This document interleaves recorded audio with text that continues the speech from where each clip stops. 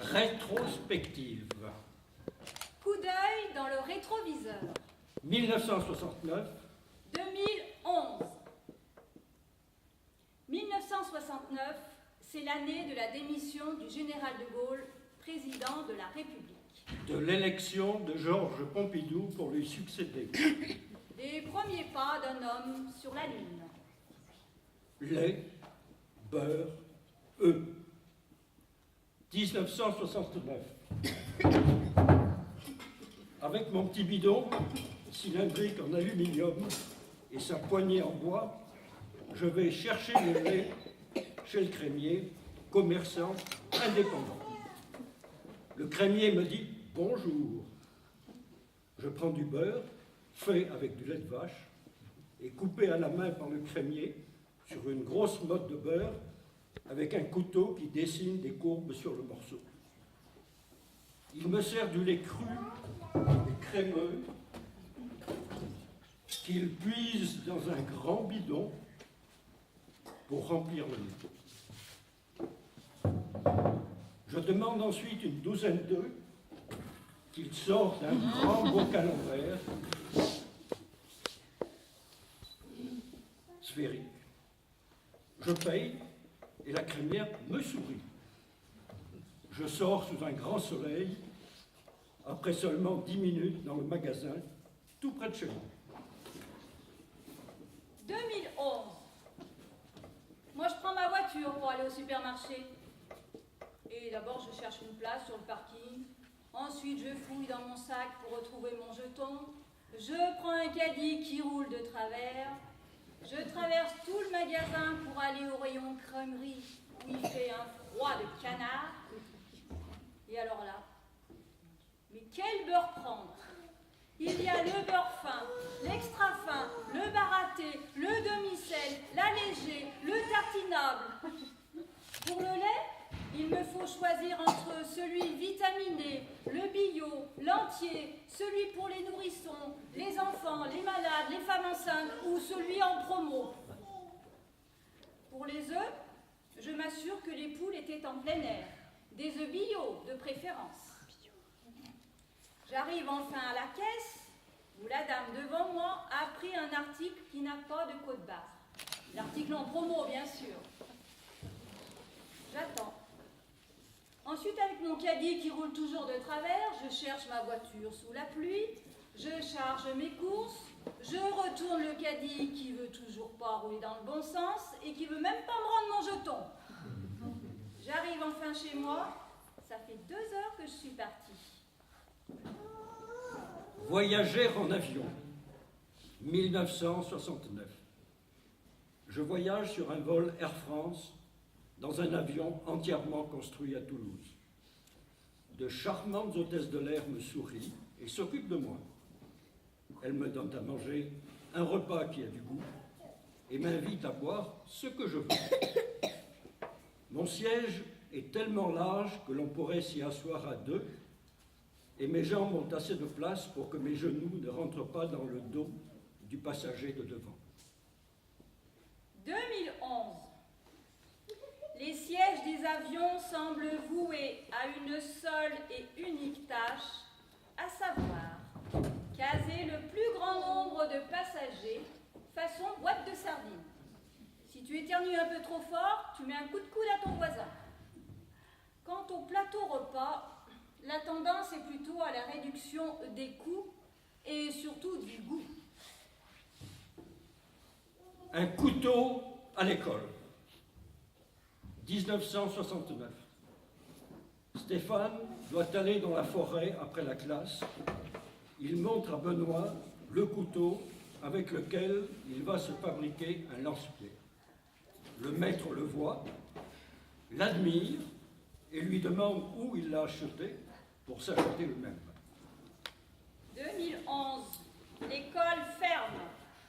On appelle la gendarmerie et ton Stéphane, il se retrouve en préventive. TF1 présente le cas aux informations en direct depuis la porte de l'école. Discipline scolaire. 1969. Tu fais une bêtise, le prof t'en colle deux. En arrivant chez toi, ton père t'en recolle deux autres. 2011. Si tu fais une bêtise et que le prof t'en colle ne serait-ce qu'une, il se retrouve au tribunal. Non, non. En 2011, si tu fais une bêtise, le prof te demande pardon, ton père va t'acheter une console de jeu et va dire deux mots au prof. Bagarre à la sortie de la classe. 1969. Dominique et Marc se disputent. Ils se flanquent quelques coups de poing, les autres les encouragent. Marc gagne. Ils se serrent la main et ils sont copains pour toute leur vie. 2011. L'école ferme encore. Et Faire-toi proclame la violence scolaire, relayée par TF1 au journal de 20h. Le lendemain, la Tribune et le Dauphiné en font leur première page et écrivent 5 colonnes sur l'affaire. Fin octobre 1969. Il ne se passe rien. 2011. 30 octobre, jour du changement d'horaire.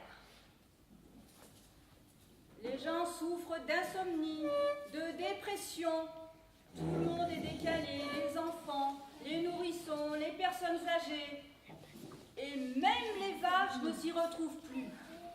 Déjà qu'on manque de lait, faudrait pas qu'ils viennent à tourner. Les vacances se terminent. 1969. Après avoir passé 15 jours de vacances en famille en Bretagne, dans la caravane tractée par une 403 Peugeot, les vacances arrivent à leur fin. Dès le lendemain, tu repars au boulot, frais et dispo. 2011. Après 2 semaines passées aux Seychelles, obtenues à peu de frais grâce aux bons vacances du comité d'entreprise, tu rentres fatigué et excédé par 4 heures d'attente à l'aéroport, suivi de 12 heures de vol.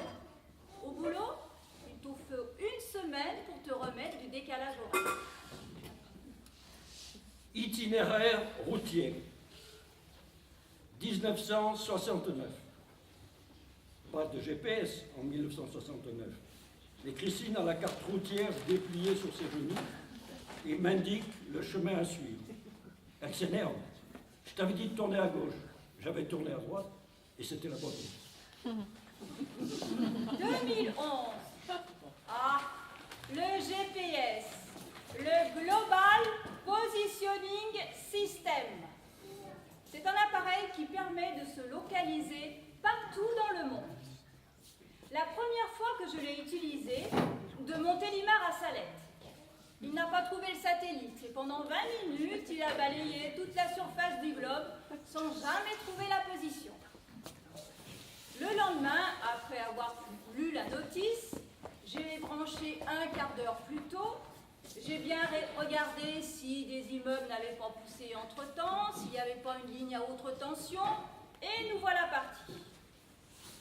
Seulement, il voulait que je passe par des chemins improbables. Si je l'avais écouté, mais j'aurais mis 45 minutes pour aller à Montélimar. Au prochain rond-point, veuillez prendre la 4e sortie sur la D540. En fait, c'est simplement un demi-tour que tu veux que je fasse. Bon, allez, passe-moi ta carte, je crois que c'est bien mieux. Hop, allez. Merci.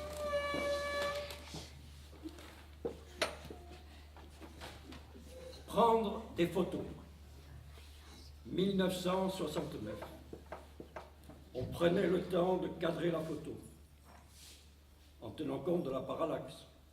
On réglait l'ouverture avec un photomètre pendu au cou pour mesurer la lumière. On ne gaspillait pas la pellicule, sauf si le rouleau 12, 24 ou 36 poses était mal accroché et toutes nos photos étaient perdues.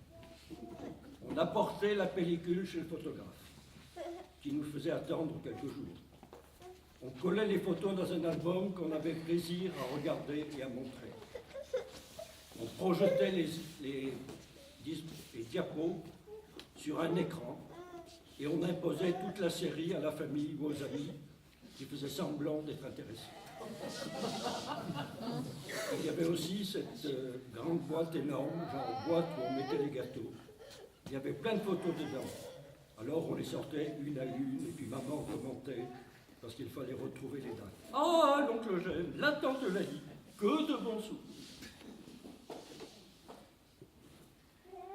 2011. À ton époque, Bernard, il fallait vraiment être qualifié pour pouvoir prendre des photos. Mais avec le numérique, c'est extraordinaire. Nous sommes tous des photographes. On se met en mode automatique et les réglages se font tout seuls. Et alors on prend des tonnes de photos. Ça ne coûte rien. On les transfère dans l'ordinateur. Et lorsqu'on veut les montrer, eh ben on les retrouve plus. Je peux voir ton album, Bernard? T'en as fait quoi? Merci. Oui, il faut le chatouiller. Ah. Attention.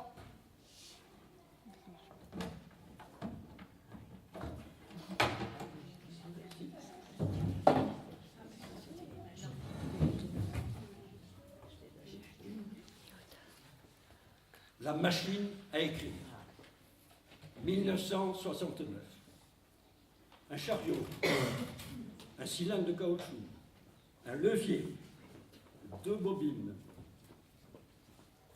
rouge en haut, noir en bas. Un mécanisme qui permet au chariot d'avancer à chaque caractère frappé.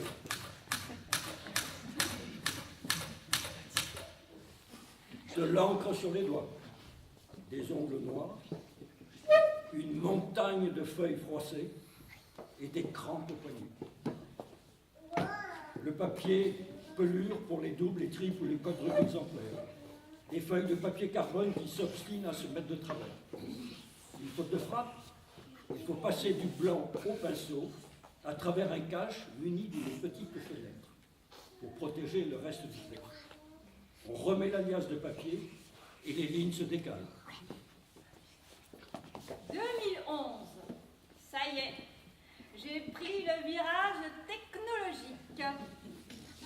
Enfin, la vie facile commence. Fini les crampes, voici l'ordinateur. La première fois que je l'ai allumé, j'ai tapé un petit texte. Mais l'imprimante n'a imprimé que des hiéroglyphes. Il paraît que c'est un problème de police. Après, j'ai imprimé, mais le souligné ne fonctionnait pas. Il paraît que c'est un problème de mémoire. Un ami m'a donné une copie d'un logiciel de dessin. Il paraît que ça dessine quasiment tout seul. Alors j'ai réussi à faire un cercle, pas tout à fait rond, et à le remplir de bleu. Et après, j'ai passé la soirée à essayer de mettre mon dessin dans le texte. Alors là, c'est trop à gauche, trop à droite, jamais au bon endroit. Je voulais qu'il soit foncé, il était pâle. Bon. Après, Christine, tu sais, ma plus grande victoire, faut pas désespérer, c'est quand j'ai réussi à ne plus déplacer la souris jusqu'au bord du bureau. Alors, j'ai installé une nouvelle version du traitement de texte. Les quelques documents que j'ai réussi à sauvegarder ont disparu. Alors depuis, je me suis acheté un joli stylo plume. Et depuis, tout ce que j'écris ne disparaît plus de la surface du globe. Nous vivons vraiment une époque formidable.